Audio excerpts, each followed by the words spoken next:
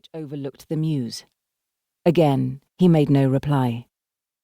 With the agility of an acrobat, he swung himself down from the windowsill and dropped onto the roof of the floor below.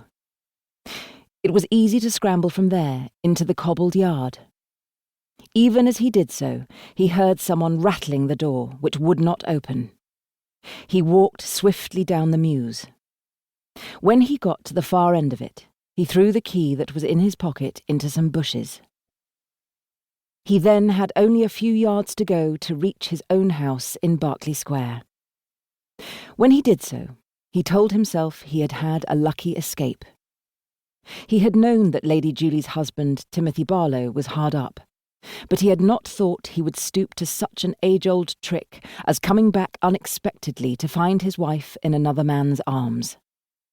There were only two options open to the victim: to fight a duel, which might result in his having to live abroad for several years, or to pay up. The Duke knew that there was no question about what Timothy Barlow would demand. He would have to pay up rather than be involved in a scandal. It would be unthinkable, so soon after he had inherited his title and the vast estates that for centuries had belonged to the Dukes of Dreghorn. "I have had a lucky escape," he said again. He knew it was thanks to his intuition, which had saved him dozens of times before. The night footman sprang to his feet when he heard the knock. Having let his master into the house, he shut the door and bolted it. "Tell Jenkins in the morning," the Duke said, "that I will leave immediately after breakfast for the country." "Very good, Your Grace," the night footman murmured. The Duke walked slowly up the stairs. Only when he reached his bedroom did he ask himself why the sort of thing that had just happened so often happened to him. He had found Lady Julie fascinating.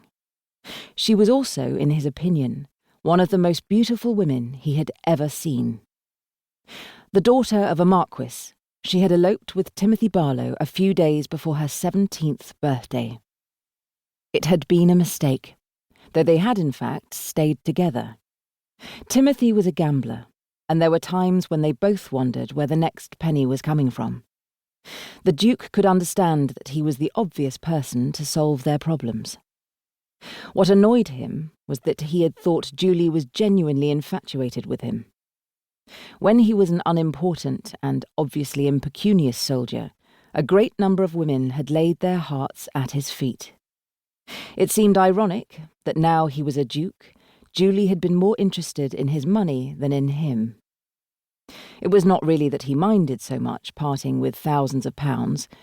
It was the humiliation of being caught in a compromising situation against which he had no defence. At any rate, he thought, it had taught him a lesson, not to be so conceited in the future. Also, for the moment, to waste no more of his valuable time in London. There was, he knew, a great deal for him to do in the country. The late Duke had been a very old man when he died, and had neglected the estate by not modernising it in any way. It was not only that the equipment on the farms was out of date. Most of the horses in the stables were on their last legs. Quite a number of the servants at the castle should have been pensioned off years earlier. The war had, of course, contributed to that, because the young men were away fighting Napoleon, and many of them had not returned. The Duke knew that he had to bring the Dreghorn estate up to date. He had also to restore and preserve the treasures in the castle, which had been handed down from generation to generation. "The sooner I get to work, the better," the Duke told himself as he got into bed. Without another thought for the woman he had just left in an ignominious position behind a locked door, he fell asleep. In the morning, the Duke rang for his valet before the man called him. "I hears as we're going to the country, Your Grace," Bates said when he answered the bell. "I want to leave before 9 o'clock, the Duke said.